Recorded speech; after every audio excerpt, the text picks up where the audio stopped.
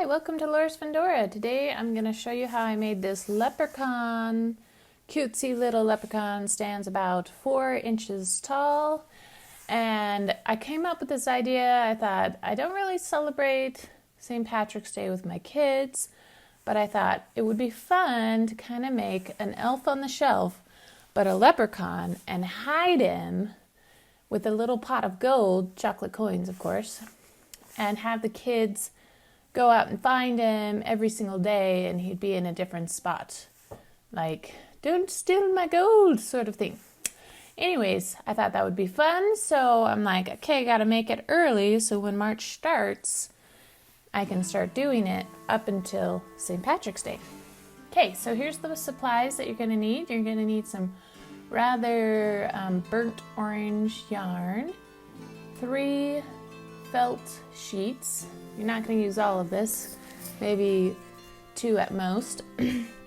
1 black sheet of felt and 1 glittery silver foam. Some green fabric. You really don't need very much, probably 4 inches by, I'd say 9 inches scrap of green fabric. Some ribbon and a hot glue gun, of course, and some rice to kind of weigh it down so it's able to stand up. Okay, so I made this leprechaun to the proportion of the cauldron that I got, the gold pot that I got from the dollar store. So I just kind of eyed the shape and the pattern to the size of the gold cauldron. Okay, so first you're going to make the pom-pom, and I just cut out 2 cardboard circles about 3 inches in diameter, and then I made a slit in both of them and then a smaller donut hole circle in the middle. Okay, so what you're going to do is you're going to cut a string that's going to kind of lay inside the 2 cardboard pieces around the donut hole, and then you're going to wrap the other yarn around this kind of circle donut hole, C-shape sort of thing, using the slit to insert where the yarn goes. Now the extra string that's inside the 2 pieces, that's what is going to tie the pom-pom together in the center. So after you wrap all the yarn around, you're going to split the 2 cardboard pieces open and cut down the middle. You can also tie the middle string at this time as well. So you pull the string that's inside the circle really, really tight and double tie it, and then cut. And of course you're going to reshape the pom-pom. I kind of flattened it down and created like a point, a beardy point sort of thing. Okay, then you're going to go on to his hat. So you're going to create a circle for the bottom brim, the top part of his hat, and then around the base of the hat. So this was about 2 inches tall, the base of the hat, and the center of the hat was a good maybe 1.5 inches.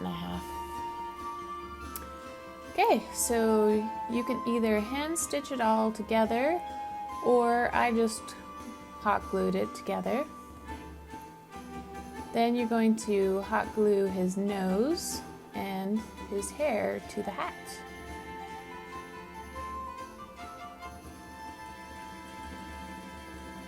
Okay, so you're going to cut just a little strip of black to go around the hat base, and then create a square, cut out a little square to make a buckle out of the silver foam. And you can either hand sew this or glue it. Okay, so after I glued the hair to the hat and the nose to the hat, you're going to create the body. So you're going to get that scrap of fabric, green fabric, and you're going to fold it in half and sew on the sides.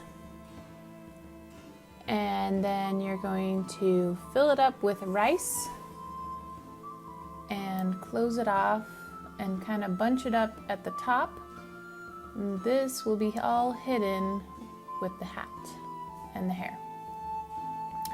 Okay, so then you're going to create a strip for his vest. So you're going to cut out about, I'd say, a 2.5 inch long strip of green felt. Then down the middle, you're going to create just 2 little peaks to create that vest look, and then cut the extra off. Wrap that around that rice body sort of thing, and either hand stitch it together or hot glue it. I hot glued it. Okay, then you can cut a little bow, a black bow, to go underneath his beard and hot glue that. I added just tiny little gold seed beads for his buttons that go down the center of his jacket. Okay, then the next thing to do is create his shoes. So I cut out one shoe and just kind of eyed the size I wanted, sort of thing, you know, made a jelly bean shape, and then created the heel with just another layer of black felt, half circle sort of thing. Hot glued that together. You could also hand stitch it. Then I cut out a strip a little less than an inch, and you could either hot glue it or stitch it together, but I hot glued it around the bottom part of the shoe. This will create the height of the shoe. Then I added some rice to it, gathered around the top part, creating a little opening boot part, hot glued the gathers together. You could also stitch it together. And then I added some orange ribbon just to create more contrast between his boots and his hair. Hot glued that around the shoe, and then hot glued it to the body. I made it so you could either hot glue it so he's sitting down, or I hot glued the shoes so he was constantly standing up. Okay, the last thing to do is add the arms.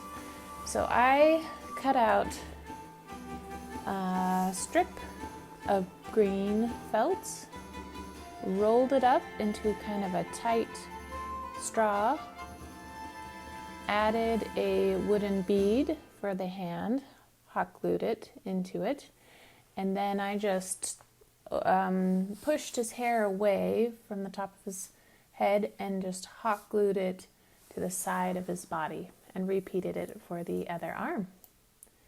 And that is how I made this cute leprechaun, elf on the shelf / gnome. Hey, I hope this helped. I don't know, let's see.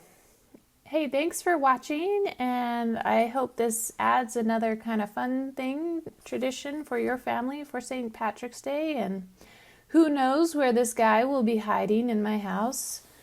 My kids will just have to go looking for gold, it looks like. Hey, thanks for watching. Please subscribe for more.